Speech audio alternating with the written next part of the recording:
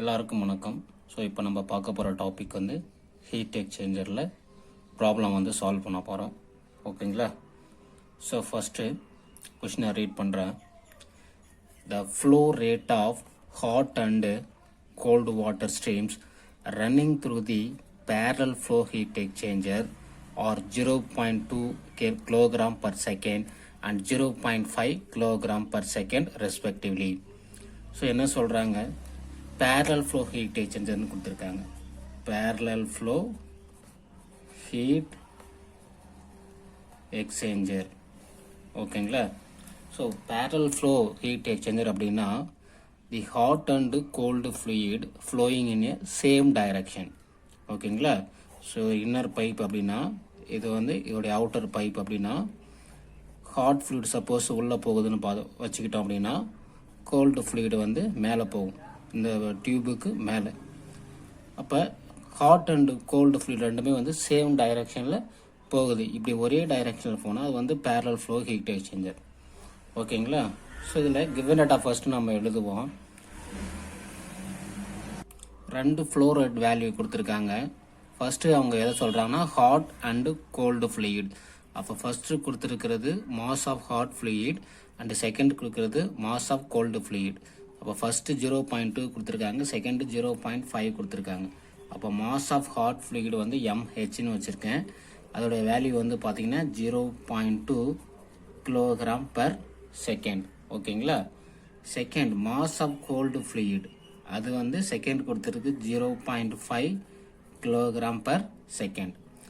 The inlet temperatures on the hot and cold side.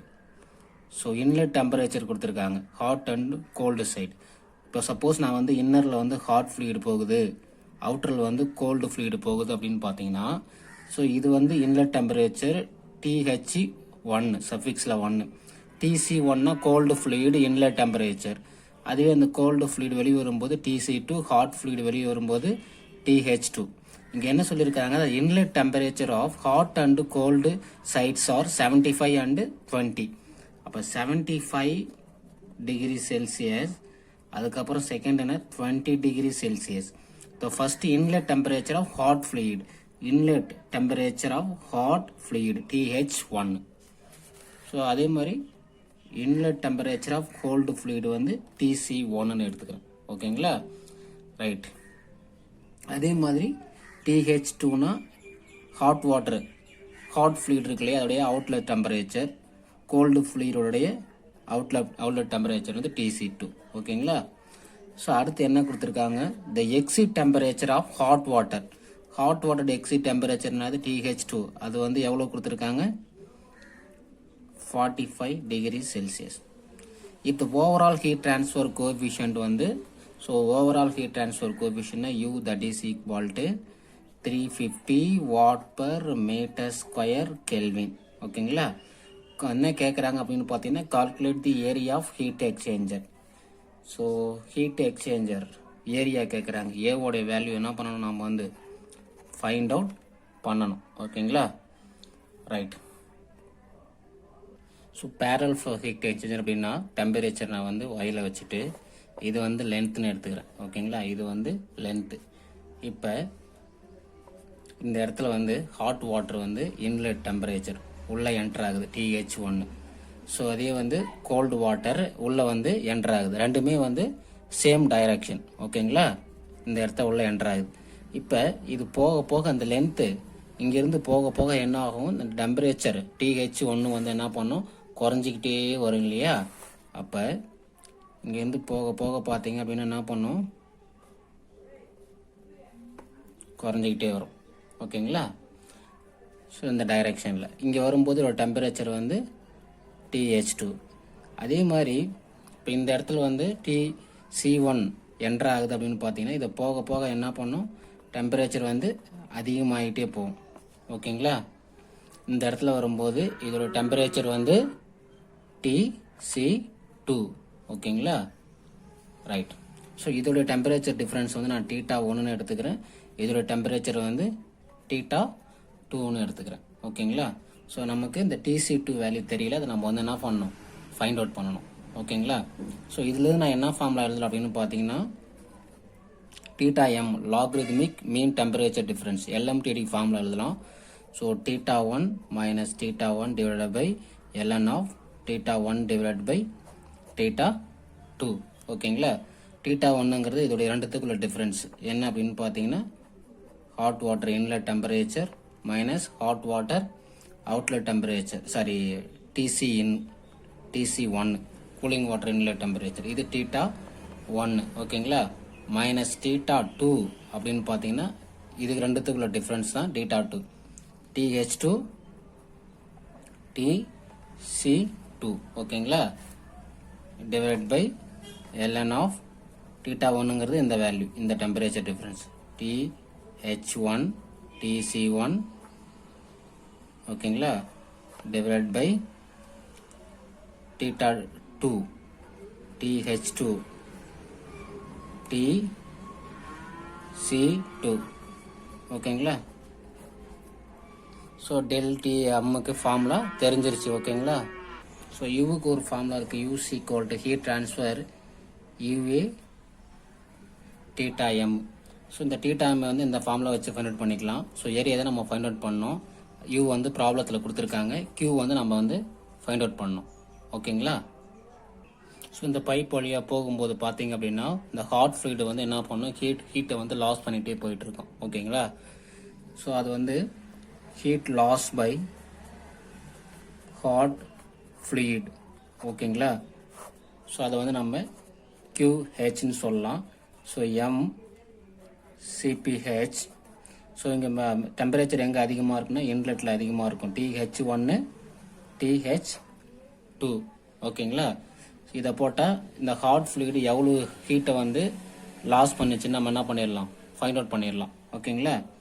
So இதில் பார்த்தீங்க அப்படின்னா CP இதில் வந்து ரெண்டு பைப்லேயும் போகிறது வந்து நமக்கு வந்து வாட்டர் தான். அப்போ ஸ்பெசிஃபிக் ஹீட் ஆஃப் வாட்டர் வந்து பார்த்தீங்கன்னா CP value specific heat of water வந்து 4.186 kilo joule per kilogram kelvin.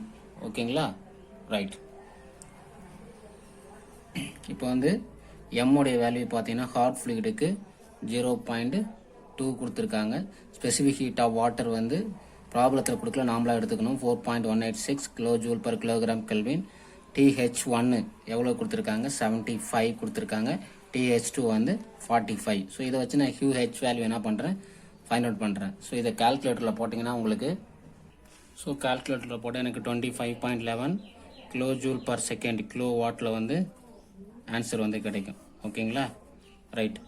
இப்போ நான் என்ன பண்ண போகிறேன் அப்படின்னா எனர்ஜி பேலன்ஸ் ஈக்குவேஷன் வந்து எழுத போகிறேன். So energy balance equation that is equal to heat loss by hot water ஓகேங்களா. இது எதுக்கு ஈக்குவலாக இருக்குது அப்படின்னு பார்த்தீங்கன்னா heat gain by cold water. இப்போ ஸோ இந்த பைப்பில் உள்ளே போகும்போது இந்த ஹாட் வாட்டர் டெம்பரேச்சர் அதிகமாக இருக்கும், இங்கே வரும்போது கம்மியாகவும் இருக்கும் இல்லையா.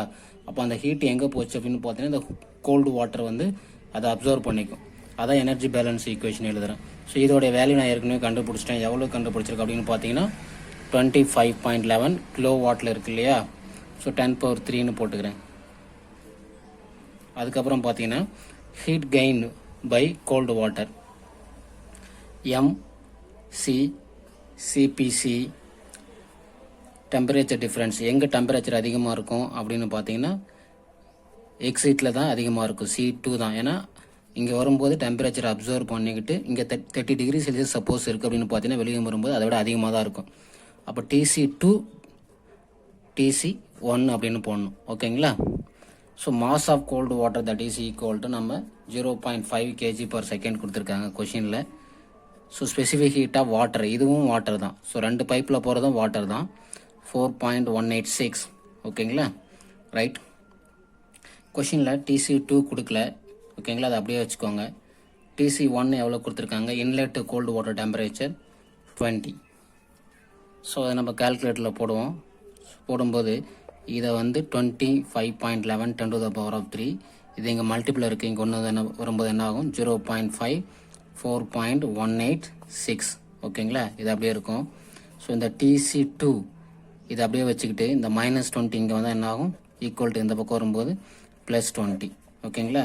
ஸோ இதை நம்ம கேல்குலேட்டரில் போட்டோம் அப்படின்னா நமக்கு வந்து TC2 value, cold water exit temperature வந்து தெரிஞ்சிடும். ஓகேங்களா? ஸோ இந்த இடத்துல பார்த்தீங்க அப்படின்னா நம்ம இது கிலோ ஜூலில் போட்டிருக்கோம் இல்லையா, இது ஜூலில் இருக்குது. அப்போ இங்கே 10⁻³ போட்டுக்கோங்க, அப்போ தான் சரியாக வரும். இங்கே 10⁻³ போடல அப்படின்னா இங்கே 4.186 போட்டுக்கலாம். ஏன்னா அது 4.186ன்னு போட்டால் அது kilo joule divide by KG kelvin வரும். ஓகேங்களா? அப்போ நம்ம என்ன பண்ணுறோம், ரெண்டுத்தையும் நம்ம இப்போ வெறும் ஜூல்லே வச்சுக்கலாம். ஓகேங்களா? இப்போ 4.18 × 10⁻³ பக்கத்தில் போட்டுக்கோங்க. ஸோ அப்போ என்ன ஆன்சர் வரும் அப்படின்னு பார்த்தீங்கன்னா, ஸோ 25.11 × 10⁻³ divided by 0.5 × 4.186 × 10⁻³ 11.99 ப்ளஸ் இங்கே ஒரு 20 இருக்குது, அதை ஆட் பண்ணி 31.9 degree Celsius. So exit temperature வந்து தெரிஞ்சிருச்சு. ஓகேங்களா? ரைட். இப்போ என்ன பண்ணலாம், நம்ம வந்து இப்போ Q that is equal to heat transfer formula UA θm. அப்போ θm ஃபைண்ட் அவுட் பண்ணோம் இல்லையா? ஸோ θmக்கு நம்ம என்ன ஃபார்முலா இங்கே எழுதியிருக்கோம் ஏற்கனவே, இந்த ஃபார்முலா எடுத்து எழுதிக்கோங்க. θm that is equal to, எல்லா டெம்பரேச்சரும் தெரிஞ்சிருச்சு. இதை அப்படியே இங்கே ரீரைட் பண்ணிக்கிறேன். So ln of H1 C1 TH2 T2. So இப்போ என்ன பண்ணுறேன், வேல்யூ வந்து சப்ஸ்டியூட் பண்ணுங்கள். H1 வேல்யூ பார்த்தீங்கன்னா 75, C1 வேல்யூ பார்த்தீங்க அப்படின்னா 20 மைனஸ் TH2 வேல்யூ 45. இது எவ்வளோ கிடச்சிது நமக்கு, TC2 31.9. ஸோ 31.9. ஸோ இது அப்படியே, இது θ1 இது θ2, அதேமாரி 45.9. ஓகேங்களா? ஸோ இது 75. ஸோ இப்போ இதை கேல்குலேட்டரில் போட்டு θm வேல்யூ எவ்வளோன்னு சொல்லுங்கள். ஸோ கால்குலேட்டரில் போட்டிங்க அப்படின்னா எனக்கு பார்த்தீங்கன்னா 29.2 டிகிரி செல்சியஸ் கிடைக்குது டெம்பரேச்சர் டிஃப்ரென்ஸ். ஸோ இப்போ யூக்கு ஃபார்முலா பார்த்தீங்கன்னா இங்கே எழுதியிருக்கேன் Q equal to, so UA ΔM, எனக்கு ஏ தான் வேணும். ஸோ ஏ மட்டும் அந்த பக்கம் வச்சுக்கிட்டீங்க அப்படின்னா Q டிவைடட் பை, ஸோ இது இந்த பக்கம் வரும்போது divide U θm is also divide.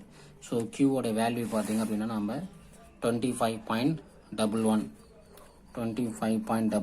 So kilo வாட்டில் இருக்கு இல்லையா, அதை வந்து ஜூல் பர் செகண்டுக்கு மாற்றி எழுதிக்கோங்க. ஓகேங்களா? வாட்டில் எழுதிக்கோங்க. ஸோ யூவோடைய value, overall heat transfer coefficient is 350, θm is 29.2. ஓகேங்களா? ஸோ இதை நம்ம இப்போ கேல்சியில் போட்டோம் அப்படின்னா நமக்கு ஏரியா எவ்வளோன்னு தெரிஞ்சிடும். 25.11 × 10⁻³ divided by 350 × 29.2, 2.45 metre square. So இதான் வந்து ஹீட் எக்ஸ்சேஞ்சர் ஏரியா. ஓகேங்களா?